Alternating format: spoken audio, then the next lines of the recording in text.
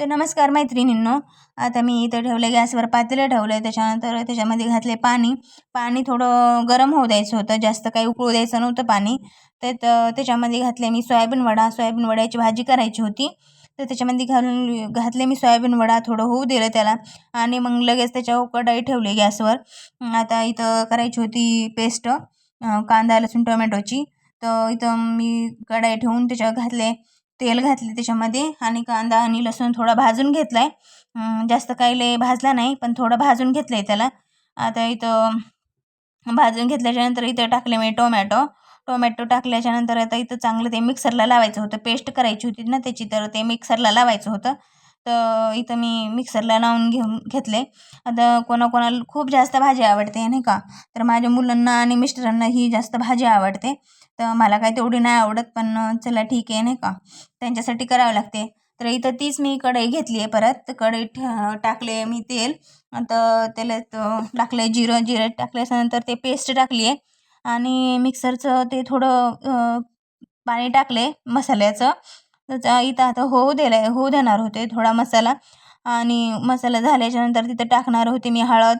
आणि हळद टाकल्याच्यानंतर इथं लाल तिखट टाकणार होते आणि कांदा लसूण मसाला. आणि त्याच्यामध्ये लगेच म्हणजे धनिया पावडर पण टाकलेलं मी नाही का, असा साधाच घरचा मसाला टाकलेला. तर त्याच्यामध्ये टाकून घेतला आणि चांगलं आता हे तेल सुटेपर्यंत याला भाजून घ्यायचं आहे चांगलं. तर त्याच्यामध्ये मी आता भाजून घेतले ते. आता भाजून घेतल्याच्यानंतर याच्यामध्ये टाकायचा होता सोयाबीन वडा. बघा कसलं तेल चांगलं सुटलं आहे त्याला नाही का. तर ते भाजून घेतल्याच्यानंतर सोयाबीन वडा टाकायचा होता त्याच्यामध्ये. आता इथं मी सोयाबीन वडा ह्याच्यातच टाकला आहे, कारण की ग्रेव्हीमध्ये टाकल्यावर त्याला मसाला नाही लागत ना, तर त्याच्यामुळं ते आता याच्यातच टाकून घेतलेला मी. तर मग आता इथं आपल्याला जेवढं लागतं तेवढं ग्रेव्ही करायची, पातळ थोडीशी नाही का, जास्त पातळ पण नाही करायची, आपल्याला जेवढी लागते तेवढीच करायची. आणि इथं ग्रेव्हीच्या नंतर मी टाकले मीठ टाकले थोडंसं चवीनुसार, आपल्याला जेवढं पाहिजे तेवढं. आणि आता हे थोडं होऊ देणार होते. बघा किती छान झाले ते. आता मी इथं थोडं होऊ देणार होते, नंतर टाकणार होते कोथिंबीर टाकल्याच्यानंतर आता चांगली तरी येईपर्यंत त्याला झाकून ठेवणार होते. आता इथं बघा इथं थोडंसं उकळते खळखळते चांगलं. आणि बघा इथं चांगली भाजी पण झाली आहे आणि खायला पण खूप टेस्टी लागते. माझ्या मुलांना आणि माझ्या मिस्टरांना खूप जास्त आवडते ही भाजी. आणि मला चपात्या पण करायच्या होत्या एकीकडं. हे बघा ती चपात्या करत होते मी पटापटा.